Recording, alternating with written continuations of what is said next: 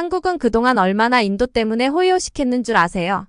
그러는 애도 모르고 한국은 여전히 우리의 노동력을 착취하기만 하는 악질 기업입니다. 여기 인도의 한 대기업에서 일어난 대규모 불법 시위가 수면 위로 올라왔습니다. 이에 모디 총리까지 나서 한국 기업에 피해가 가지 않도록 총력을 다해 수습하고 있다고 하는데요. 그 가운데 인도 정부와 노동자들 사이의 갈등이 심해지면서 한국에 대한 감정이 날로 악화되고 있다고 합니다. 도대체 인도 전역에 걸쳐 이 사태가 어떻게 진행되고 있는 걸까요?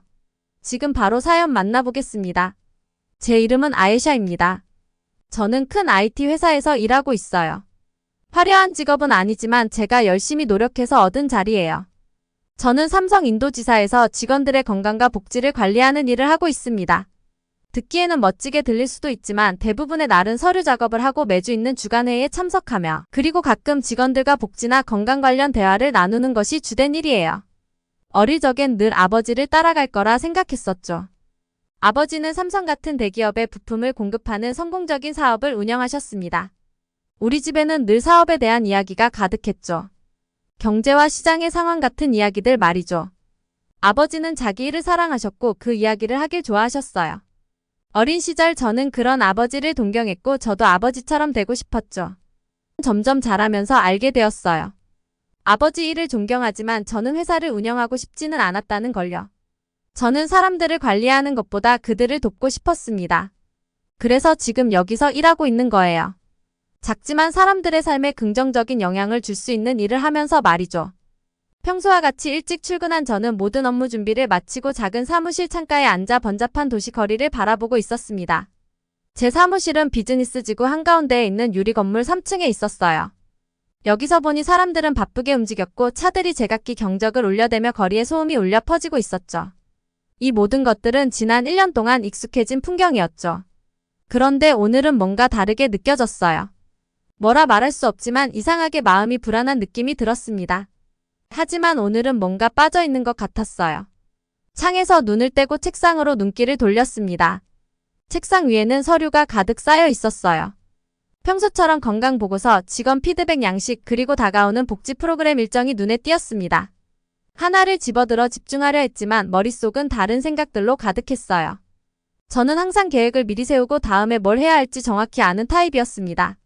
그런데 최근엔 뭔가 제자리 걸음을 하고 있다는 느낌이 들었어요. 마치 갈림길에 서서 어느 방향으로 가야 할지 몰라 멈춰 선 것처럼요. 아마도 이곳 삼성에서 너무 많은 시간을 보내서일 수도 있고 그게 아니면 회사에서 변화의 기운이 들려와서일지도 몰라요. 모두에게 영향을 미칠 수 있는 변화들 말이에요. 그때 누군가 문을 두드렸습니다. 제 동료인 라비였어요. 아예샤, 5분 후에 회의실에서 회의가 있어요. 경영진이 새 정책에 대해 논의하고 싶어 해요. 라비가 급한 목소리로 말했습니다. 저는 고개를 끄덕이며 서둘러 제 물건들을 챙겼습니다. 이런 회의는 흔한 일이지만 오늘 라비의 표정을 보니 뭔가 불안한 느낌이 들었어요. 그를 따라 복도를 걸어가면서 오늘 회의가 중요할 것 같다는 생각이 떠나지 않았습니다. 회의실에 들어섰을 때 이미 방은 사람들로 가득 차 있었습니다. 관리자들, 감독자들, 그리고 몇몇 고위 임원들까지 큰 테이블 주위에 모여 있었어요. 공기 중에는 긴장감이 감돌았습니다. 저는 뒤쪽에 조용히 앉아 눈에 띄지 않으려 했습니다. 앞에는 본사에서 온 김 부장님이 서 계셨습니다. 그는 항상 차분하고 침착한 분이었는데 오늘은 그마저도 조금 긴장된 모습이었어요. 짧은 시간에 이렇게 와주셔서 감사합니다. 그가 말문을 열었어요. 목소리는 평소처럼 안정적이었지만 약간의 긴박감이 느껴졌습니다. 여러분도 아시다시피 우리는 현재 인도에서 몇 가지 도전에 직면해 있습니다. 최근의 시위와 언론 보도가 회사에 어려움을 주고 있습니다. 고위 경영진은 우려하고 있으며 이곳에서의 사업 운영에 대한 논의가 진행 중입니다. 그 순간 제 속이 내려앉는 것 같았습니다. 시위.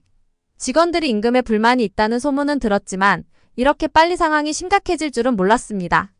그런데 이제 인도에서의 회사 운영 자체가 논의되고 있다니요? 김 부장님이 계속 말했습니다. 우리는 이 문제를 해결하기 위해 신속히 대처해야 합니다. 인도에서의 우리의 입지를 소중히 여기지만 상황은 매우 미묘합니다. 현지 정부와 긴밀히 협력해 해결책을 찾겠지만 여러분 모두의 협조가 필요합니다. 회의는 계속 진행됐지만 제 머릿속은 복잡했습니다.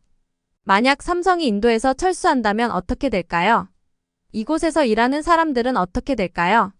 그들의 일자리에 의지하는 사람들은요? 그리고 우리 아버지의 사업은요? 아버지 회사는 삼성과의 계약에 크게 의존하고 있습니다. 삼성이 떠나면 모든 것이 무너질 수도 있어요. 회의가 끝날 무렵 책임감이 무겁게 느껴졌습니다. 지금까지는 직원들의 건강과 복지를 돕는 역할에 만족했었지만 이제는 더 큰 문제가 걸린 것 같았어요. 아무것도 하지 않고 그냥 일이 일어나도록 내버려 두는 건 제 성격상 용납되지 않았습니다. 회의가 끝나고 다시 창가에 서서 도시를 바라봤습니다. 하늘은 흐렸고 거리에는 여전히 사람들이 바쁘게 움직이고 있었습니다. 이 건물 안에서 무언가 불확실한 일이 일어나고 있다는 걸 그들은 알지 못했죠. 앞으로 무슨 일이 일어날지 몰랐지만 가만히 있을 수는 없었습니다. 무언가를 해야 했어요.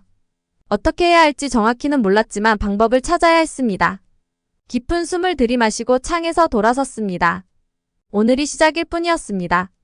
이 여정이 어디로 데려갈지는 몰랐지만 저는 준비가 되어 있었습니다. 책상에 앉아 전화를 집어들고 아버지의 번호를 눌렀습니다. 아마 아버지는 조언을 해주실 수도 있고 아니면 그냥 제 말을 들어주실 수도 있겠죠. 어쨌든 지금 제 마음을 이해해줄 사람이 필요했습니다. 그래서 아빠에게 전화를 걸었죠. 여보세요, 아빠. 오늘 회사에서 경영진 회의가 열렸어요. 내용이 다소 무거워서 마음이 조금 안 좋아요.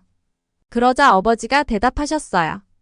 혹시 삼성이 인도에서 어려움을 겪는다는 게 불법 시위 관련된 내용이니? 저는 이미 내용을 알고 계신 아버지의 답변에 깜짝 놀랐어요.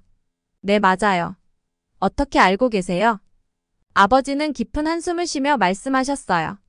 요즘 유통 매니저가 보고서를 작성해서 올려더구나. 며칠 동안 삼성에서 불법 시위를 시작했다고 차분히 말씀을 이어가셨어요. 매니저 말로는 납품할 때도 보안상의 이유로 절차가 더 복잡해졌다고 하더라고. 그리고 그들은 얼마나 욕심이 많은지 지금도 월급을 올려달라고 난리를 치고 있다고 했어. 맞아요, 아빠. 그래서 삼성이 인도에서 사업체 운영하는 것까지도 고려하는 중이라고 하더라고요. 그래, 나도 최근 발주 관련해서 구매자재팀 이 팀장에게 발주 계획을 물어봤다가 대충 눈치는 채고 있었어. 어떤 이유인지는 정확히 말하지 않았지만 뭔가 본사 차원에서 발주 물량을 조절하라고 압박을 넣는 듯한 느낌을 받았거든. 딸, 그렇다고 너무 좌절하지는 마. 삼성은 정말 똑똑한 사람들이 많아서 분명 올바른 결정을 하게 될 거야. 저도 한숨을 쉬며 알겠다고 대답하며 아버지와의 통화를 끊었어요. 하지만 다음날 문제가 시작된 첫 징조는 아주 미묘해서 쉽게 넘길 뻔했어요. 저는 평소처럼 삼성 인도 사무실로 출근하는 길이었어요.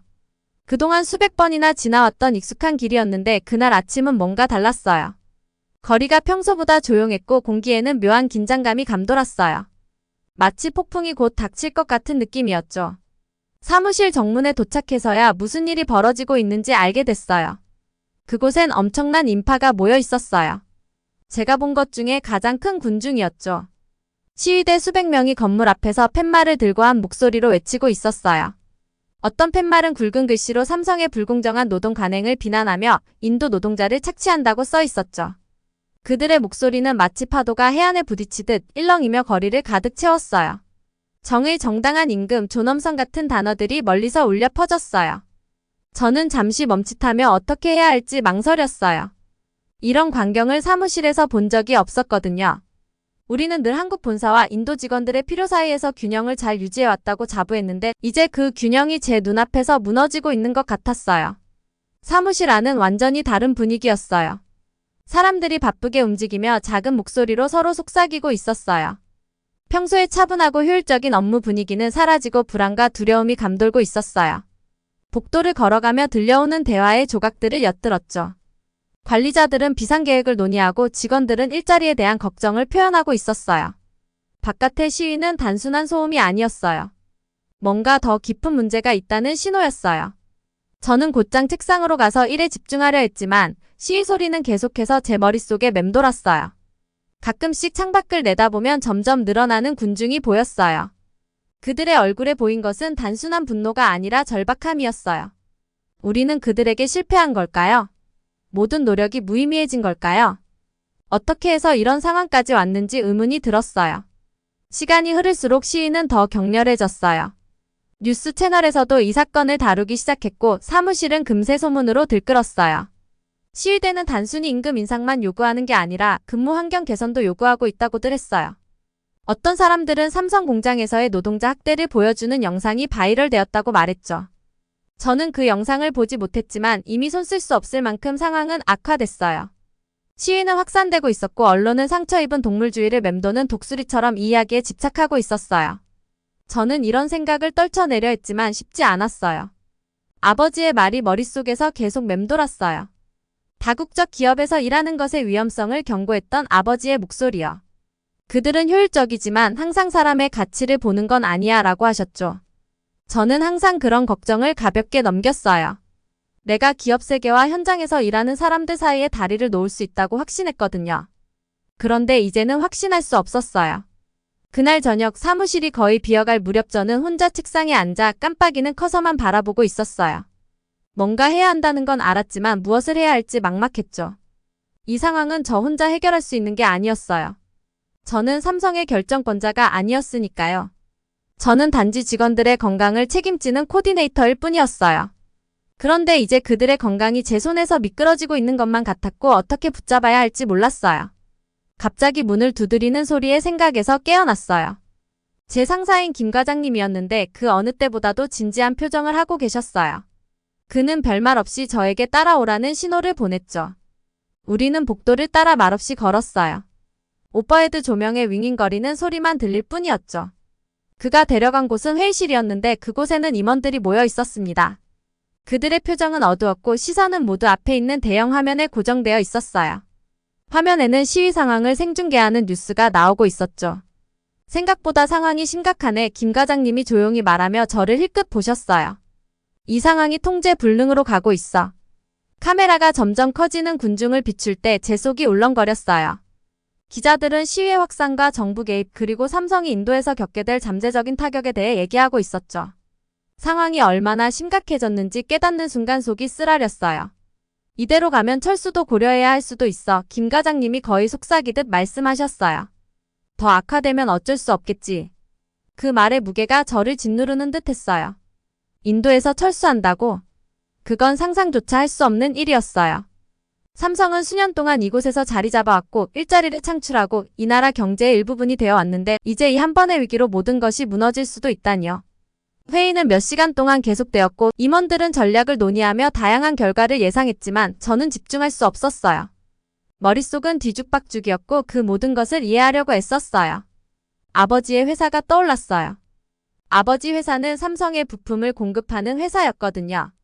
삼성이 인도에서 철수하면 우리 사무실만 문제가 되는 게 아니라 산업 전체가 타격을 입고 아버지 회사 같은 중소기업들은 생존을 위해 몸부림치게 될 거예요. 회의가 끝났을 때 저는 마치 마라톤을 뛰고 나온 것처럼 지쳐 있었어요. 자리에 앉아 있었지만 모든 에너지가 소진된 기분이었죠. 사무실을 나섰을 때는 이미 어둠이 깔려 있었어요. 거리는 다시 조용해졌고 시위대는 하루를 마치고 흩어졌지만 그들의 존재감은 여전히 공기 중에 남아 있었어요. 이건 단지 시작일 뿐이라는 걸 알았어요.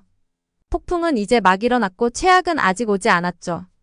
하지만 그 삼성 사무실 건물을 올려다보며 저는 조용히 다짐했어요. 이걸로 끝내진 않겠다고요. 그렇게 며칠 동안 가슴에 묘한 느낌이 들면서 잠을 설치곤 했죠. 공기가 더 무겁게 느껴지는 것 같았어요. 그런데 뭔가 오늘은 평소와 다르다는 생각을 떨칠 수가 없었죠. 삼성인도지사는 몇 주째 시위와 언론의 공격 그리고 이 모든 혼란 속에서 긴장감이 가득했죠. 그래도 저는 일에 집중하려고 애썼어요. 제가 할 수 있는 건 그저 앞으로 나아가는 것뿐이니까요. 땅이 흔들리는 것 같아도요. 사무실에 들어섰을 때 평소의 분주함이 사라지고 무거운 침묵이 흐르고 있었어요. 사람들이 작은 그룹으로 모여서 속삭이며 걱정과 호기심이 섞인 표정을 짓고 있더라고요. 분명 무슨 일이 일어나고 있었어요. 사람들 사이를 지나 제자리로 향했어요. 책상 위 컴퓨터 화면에 매니저 김 부장님에게서 온 메시지가 깜빡였어요. 짧은 내용이었지만 읽자마자 속이 울렁거렸어요. 오늘 모디 총리님이 사무실을 방문하십니다. 10시에 임원회의 예정. 모디 총리님이요? 여기요? 심장이 마구 뛰기 시작했어요. 밖에선 시위가 더 심해지고 있었고 언론도 우리에게 전혀 도움이 되지 않았죠. 뉴스마다 삼성을 탐욕스러운 회사로 그리고 인도 노동자들을 착취하고 있다고 떠들어댔어요. 사실은 훨씬 복잡한 문제였지만 세상은 눈에 보이는 대로만 믿으려 하더라고요. 그래서 이제는 모든 사람들이 우리를 적으로 보는 것만 같았어요. 시계를 봤어요. 9시 15분이었어요. 회의까지 45분 남았더라고요. 물론 저는 회의에 참석하지 못해요. 아직 그만한 위치에 있지 않으니까요. 하지만 이번 회의가 정말 중요하다는 건 알고 있었어요. 이 회의가 잘못되면 삼성은 인도에서 철수할 수도 있다는 얘기가 있었거든요. 일에 집중하려고 애를 썼지만 자꾸 머릿속에서 그 회의가 떠나질 않았어요. 모디 총리님은 무슨 말씀을 하실까? 사태를 진정시킬 수 있을까? 아니면 더 악화될까? 상황이 통제 불능으로 치닫는 것 같은 불안감을 떨칠 수 없었어요. 10시 5분쯤 김 부장님이 제 책상 앞을 지나가며 회의실로 가시는 걸 봤어요. 저에게 고개를 끄덕이며 살짝 미소를 지으셨지만 저도 그분이 걱정하고 계시다는 걸 알 수 있었어요. 따라가서 무슨 일이 일어날지 물어보고 싶었지만 가만히 있었어요. 지금 제가 할 수 있는 건 아무것도 없었으니까요. 시간은 느리게 흘러갔고 사무실은 마치 숨을 멈춘 듯 고요했어요. 주위를 둘러보니 모두들 일하는 척하고 있었지만 눈은 계속 닫힌 회의실 문을 향하고 있더라고요. 비록 우리가 그 방 안에 있진 않았지만 우리 모두 그 안에서 우리의 미래가 결정되고 있다는 걸 알고 있었어요. 1시간이 지나고 또 1시간이 지났어요. 집중하려고 했지만 소용이 없었어요. 공기는 너무 무겁고 저는 그 압박감에 숨이 막힐 것 같았어요. 결국 정오쯤 되어서야 문이 열리고 임원들이 회의실 밖으로 나오기 시작했어요. 그들의 표정은 무표정했고 무슨 일이 일어났는지 전혀 알 수 없었어요. 김 부장님이 자리로 돌아가셨고 저는 바로 그분을 따라갔어요. 자리에 앉으셨지만 말씀이 없으셨어요. 어깨에 힘이 잔뜩 들어간 걸 보고 뭔가 잘못됐다는 걸 느낄 수 있었죠. 더 묻고 싶지 않았지만 조용히 있을 수도 없었어요. 김 부장님, 제가 조용히 말했어요. 회의에서 무슨 일이 있었나요? 그분은 저를 잠시 보시더니 피곤한 눈으로 답하셨어요. 좋지 않구나, 아예샤. 목소리가 낮았어요. 인도에서 철수할 가능성을 진지하게 검토하고 있어. 모디 총리님이 설득하려고 하셨지만 시위와 언론의 나쁜 보도들이 다 발목을 잡고 있지. 저는 심장이 철렁 내려앉는 느낌이었어요. 인도에서 철수한다고요? 그건 절대 안 돼요. 삼성 직원들만의 문제가 아니었어요. 제 아버지의 회사도 삼성과 오랫동안 거래해왔고 삼성의 중요한 부품들을 공급하고 있었거든요.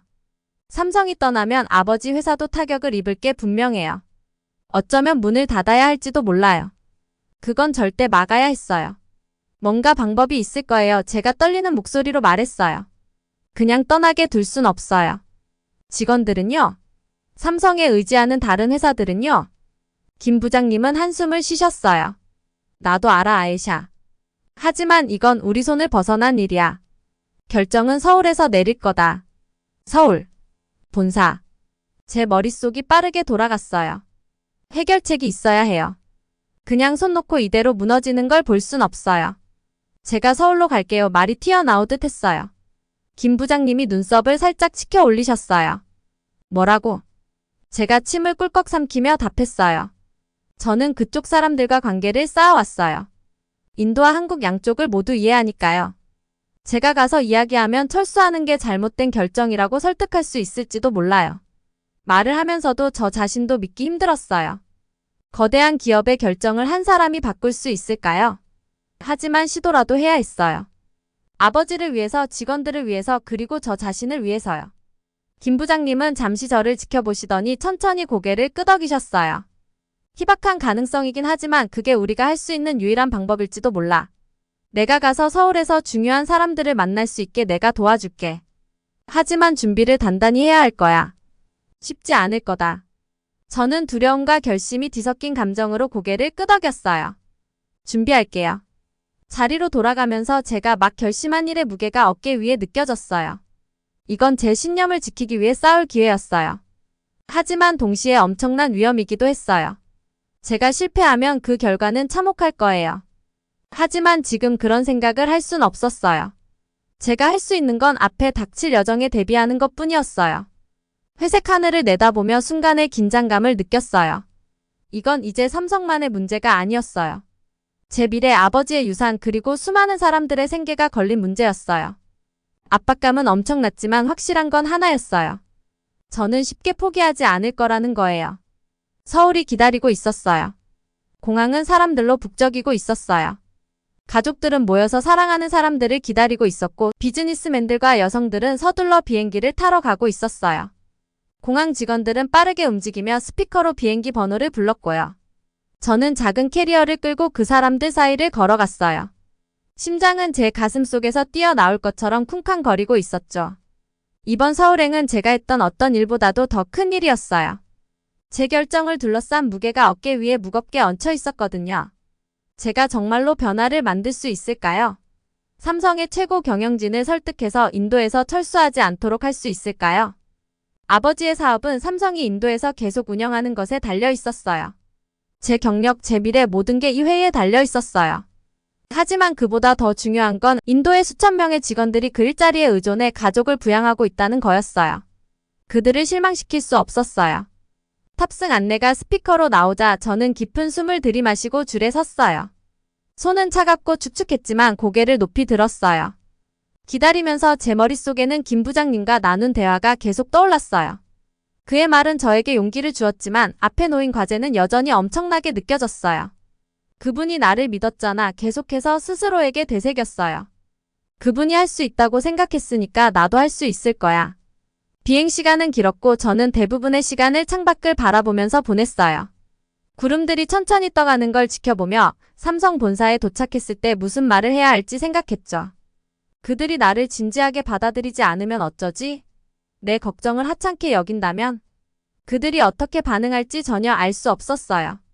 하지만 시도는 해야 했어요. 비행기가 서울에 도착했을 때 저는 설렘과 긴장감이 동시에 느껴졌어요. 공항 밖으로 나왔을 때 공기는 차갑고 상쾌했어요. 서울은 처음이었는데 모든 것이 낯설고 압도적으로 느껴졌어요. 높은 건물들이 하늘을 향해 뻗어 있었고 사람들은 거리에서 빠르게 움직였어요. 모든 것이 집과는 너무나 달랐어요. 호텔에 체크인하고 나서야 피로가 몰려왔어요. 지차가 심하게 느껴졌지만 쉴 시간이 없었어요. 삼성 본사에서의 회의까지 하루밖에 없었거든요.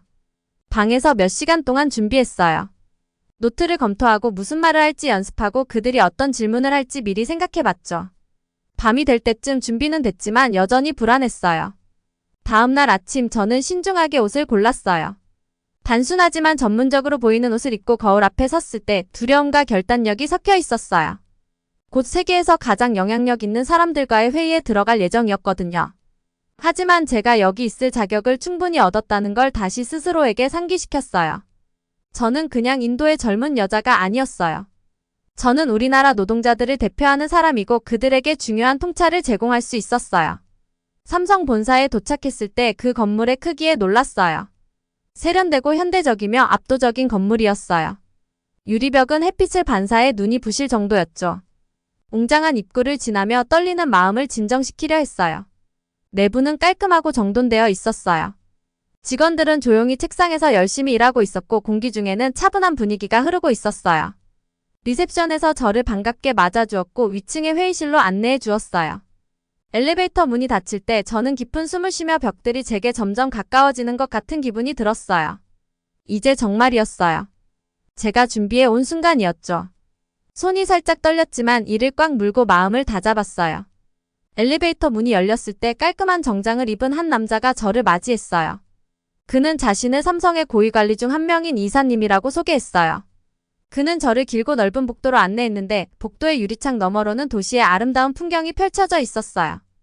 회의실에 도착했을 때 안에 앉아있는 사람들을 보고 가슴이 철렁 내려앉았어요. 긴 테이블 주위에는 5명의 사람들이 앉아 있었고 모두 진지하고 집중된 표정이었어요. 이들은 결정권자들이었어요. 삼성이 인도에서의 미래를 결정할 사람들이었죠. 목이 바싹 말랐지만 저는 억지로 미소를 지으며 예의를 갖추어 인사했어요. 회의가 시작되고 이 상황이 제가 예상했던 것보다 훨씬 더 어려울 거라는 걸 깨달았어요. 임원들은 공손했지만 거리감이 느껴졌어요. 제 발표를 듣기는 했지만 그들의 표정은 변화가 없었어요. 저는 삼성이 인도에서 해온 일의 중요성에 대해 이야기했어요. 그들의 존재가 수천 명의 일자리와 기회를 만들어냈다는 것, 그리고 제 아버지의 회사가 삼성과 함께 성장했다는 이야기도 했죠. 하지만 그들의 마음은 움직이지 않는 것 같았어요. 그들은 어려운 질문들을 했어요. 왜 삼성이 점점 더 어려워지는 시장에 남아 있어야 하냐고, 왜 시위와 불안이 커져가는 나라에 계속 투자해야 하냐고 물었죠. 저는 대답을 했지만 그들의 눈에는 여전히 의심이 가득해 보였어요. 숫자 통계 차트 홀도즈 싱즈어 임포턴트 버데이 워엔티 이너프. 그때 저는 마음속 깊이 있는 말을 꺼내기로 결심했어요. 제가 삼성 인도에서 일하면서 만난 사람들에 대해 이야기했어요. 그들이 가족을 부양하기 위해 얼마나 일자리에 의존하는지, 그리고 그들이 그 일에 얼마나 자부심을 느끼는지 이야기했어요. 저는 미래에 대해 말했어요.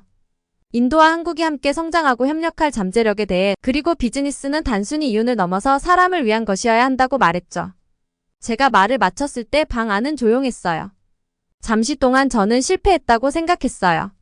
하지만 그때 한 임원이 앞으로 몸을 기울여 간단한 질문을 했어요. 왜 그렇게까지 신경 쓰는 겁니까? 저는 깊은 숨을 쉬고 대답했어요. 우리가 함께 만들어 온 것을 믿기 때문입니다. 그리고 우리가 서로 포기하지 않으면 더 큰 것을 함께 만들어낼 수 있다고 믿습니다. 그 회의는 곧 끝났어요. 제가 그들을 설득했는지 알 수 없었지만 마음속에 평온함이 느껴졌어요. 저는 할 수 있는 모든 것을 다 했어요. 이제 기다리는 것밖에 할 수 없었죠. 건물을 나와 서울의 분주한 거리로 다시 발걸음을 내딛었을 때 저는 피곤함과 희망이 묘하게 섞인 기분이 들었어요. 미래가 어떻게 될지는 몰랐지만 적어도 제가 믿는 것을 위해 싸웠다는 것만으로도 충분하다고 느꼈어요.